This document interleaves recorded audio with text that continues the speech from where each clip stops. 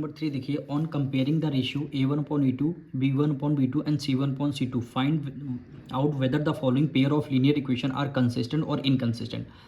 इस बार आपको क्या बताना है, इक्वेशन कंसिस्टेंट है या फिर इनकंसिस्टेंट है। तो सबसे पहले फर्स्ट पार्ट हम कंपेयर करते हैं। ये इक्वेशन है हमारी, हमें क्या लिखना है, A1/A2 कंपेयर करना है, यानी A1/A2 हो गया।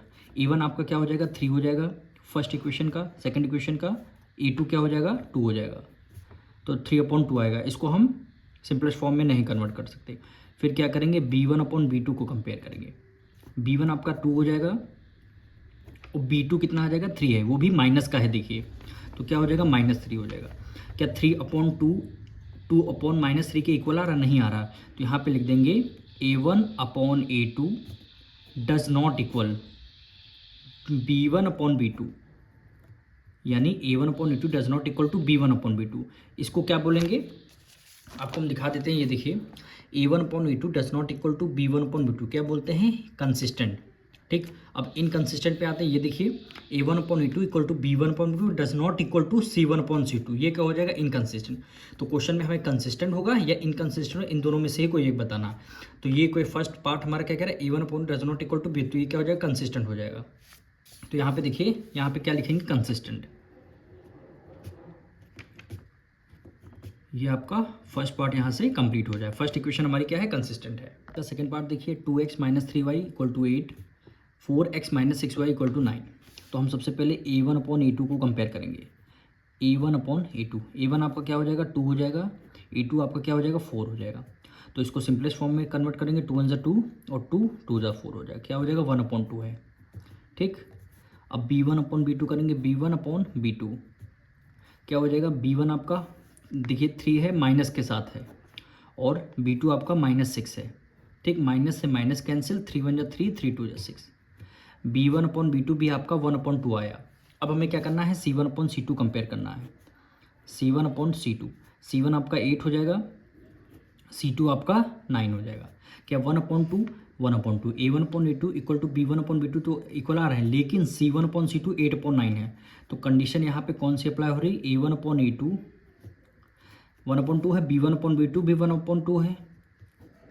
ठीक, लेकिन C1/C2 क्या 8/9 है, क्या है, C1/C2 8/9 है। तो यहाँ पे डज नॉट का साइन लगा देंगे। तो ये कंडीशन हमारी क्या करती है, इनकंसिस्टेंट। क्या हो जाएगा, इनकंसिस्टेंट।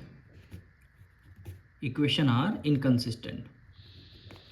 ये हमारा सेकंड पार्ट यहाँ से कंप्लीट। पार्ट देखिए, 3/2x + 5/3y = 7, 9x - 10y = 14। तो ये जो इक्वेशन लिख लिया, अब हमें क्या करना, A1/E2 को कंपेयर करना है। ठीक, अब A1 देखिए 3/2 होगा, तो 3/2 को एज इट इज़ हम लिख लेंगे। ठीक, और A2 आपका क्या हो जाएगा, 9 हो जाएगा, तो डिनोमिनेटर में 9 लिखेंगे, क्योंकि डिनोमिनेटर में A2 है, डिनोमिनेटर में 9 लिख लेंगे। अब इसको कंपेयर करना है, 3 × 1 = 3, 3 3 × 9। ठीक, इक्वल टू करके यहाँ लिख लेंगे, न्यूमरेटर में 1 है और डिनोमिनेटर में 2 की मल्टीप्लाई 3 से करेंगे 6 आ जाएगा, क्या आ जाएगा, 1/6 आ जाएगा।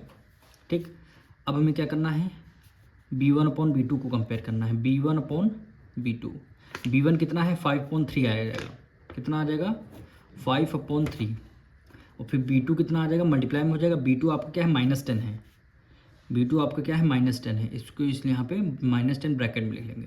अब 5 है, नीचे 10 है, डिवाइड कर देते हैं, 5 × 5, 5 2 × 10 आ जाएगा। फिर न्यूमरेटर में 1 रहेगा, डिनोमिनेटर में 3 की मल्टीप्लाई 2 से करेंगे 6 आ जाएगा, वो भी माइनस का है। ठीक, यहाँ प्लस है, ये माइनस, मल्टीप्लाई में प्लस माइनस माइनस हो गया। अब A1/A2 1/6 है, B1/B2 1/-6 है, एक +6 है, एक -6 है, तो ये क्या होगा, डज नॉट इक्वल। तो यहाँ पे लिखेंगे A1/A2 does not equal B1/B2।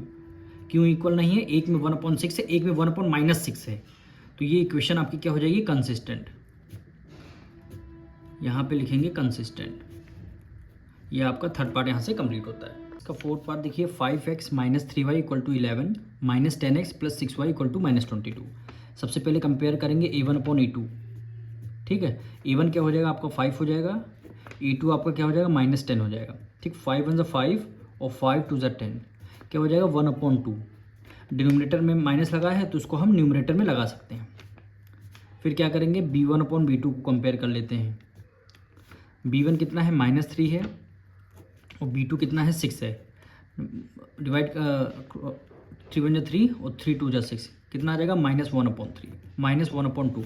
A1 upon A2 भी -1/2, B1 अपॉन B2 भी -1/2।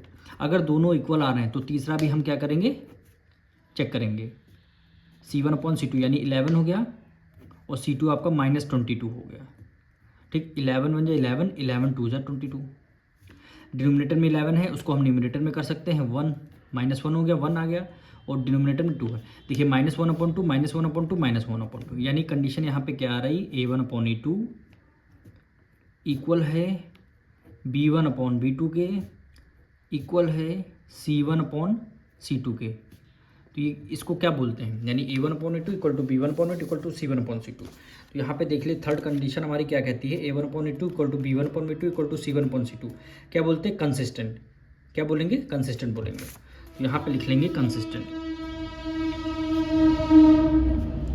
कंसिस्टेंट, यहाँ पे आपका फोर्थ पार्ट कंप्लीट होता है। सबसे पहले A1 अपॉन A2 हम कंपेयर करेंगे। A1 अपॉन A2, A1 कितना है 4/3 है, तो 4/3 हो जाएगा। A2 आपका क्या हो जाएगा, 2 हो जाएगा। अब इसको कंपेयर करेंगे। देखिए 2 1 2, 2 2 4 हो जाएगा। न्यूमरेटर में 2 है, डिनोमिनेटर में 3 आ जाएगा। ठीक, अब B1 अपॉन B2 को कंपेयर करेंगे। B1 आपका 2 हो जाएगा और B3 आपका 3 हो जाएगा। यानी देखिए 2/3 A1 upon A2, B1 upon B2 2/3 आ गया। ठीक, अब क्या करेंगे, C1 अपॉन C2 को कंपेयर करेंगे। क्या जगह, न्यूमरेटर में 8 है C1 और C2 आपका 12 हो जाएगा। दोनों 4 के टेबल में आते हैं, 4 2 8 और 4 3 12। ठीक, तो लिखेंगे A1 अपॉन A2 इक्वल है B1 अपॉन B2 के। ठीक, 2/3 2/3, लेकिन C1 अपॉन C2 इक्वल नहीं है, तो यहाँ पे लिखेंगे डज नॉट इक्वल। 2/3 2/3, यानी यहाँ पे तीनों इक्वल हैं, यानी C1 अपॉन C2 तीनों इक्वल हैं। जब तीनों इक्वल होते हैं तो कभी क्या बोलता है, कोइंसिडेंट। क्या हो जाता है, कोइंसिडेंट। कोइंसिडेंट, यही आपका क्या हो जाएगा, आंसर आएगा। यहाँ से क्वेश्चन नंबर 3 आपका कंप्लीट होता है।